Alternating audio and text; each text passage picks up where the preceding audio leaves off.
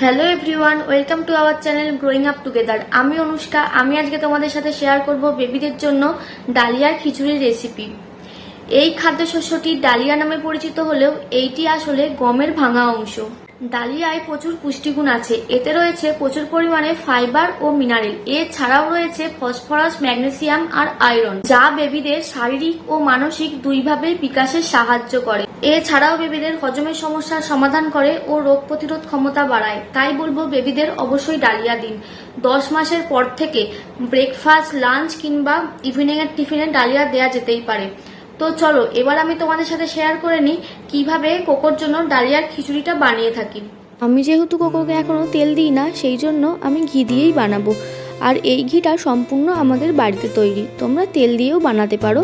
আর আমি এখানে ফোড়নের জন্য দিচ্ছি কালো জিরে, আর তোমরা সাদা জিরেও দিতে পারো, তবে কালো জিরে বেবিদের জন্য খুব উপকারী। এরপর এতে আমি অ্যাড করলাম অল্প পরিমাণে আদা কুচি, আর এই দিকে আমি সমস্ত ভেজিটেবলস কেটে রেখেছি, আর তার সাথে ভিজিয়ে রাখা ডালিয়াটা আর ডালটাও আমি ছেঁকে তুলে নিয়েছি। তোমরাও যখন বানাবে ডালিয়াটা আর ডালটা 1 ঘন্টা আগে থেকে ভিজিয়ে দেবে।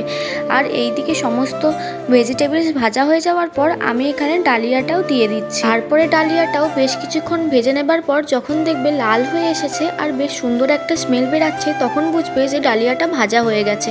তখন এর মধ্যে জল অ্যাড করে দিতে হবে। তারপরে জল অ্যাড করার পর কিছুক্ষণ ফুটলে আমি এর মধ্যে দিয়ে দিয়েছিলাম একটুখানি হলুদ গুঁড়ো আর খুব অল্প পরিমাণে নুন। দেন এটাকে ভালো করে সিদ্ধ করে নিতে হবে। আমি যেহেতু কোকোর জন্য প্রেসার কুকারের মধ্যে তৈরি করি, তাই আমি 3টে থেকে 4টে সিটি দিয়ে থাকি। এই যে রেডি হয়ে গেছে কোকোর হেলদি অ্যান্ড টেস্টি ডালিয়ার খিচুড়ি। তোমাদের বেবিরাও যদি প্রতিদিন লাঞ্চে ভাত খেতে না চায়, তাহলে এই রেসিপিটা ট্রাই করে দেখতে পারো। আর আমাদের ভিডিওটা ভালো লাগলে একটা লাইক করো, আর চ্যানেলে নতুন হলে চ্যানেলটাকে সাবস্ক্রাইব করে সাথে থেকো। দেখা হবে আবার একটা নতুন ভিডিওতে।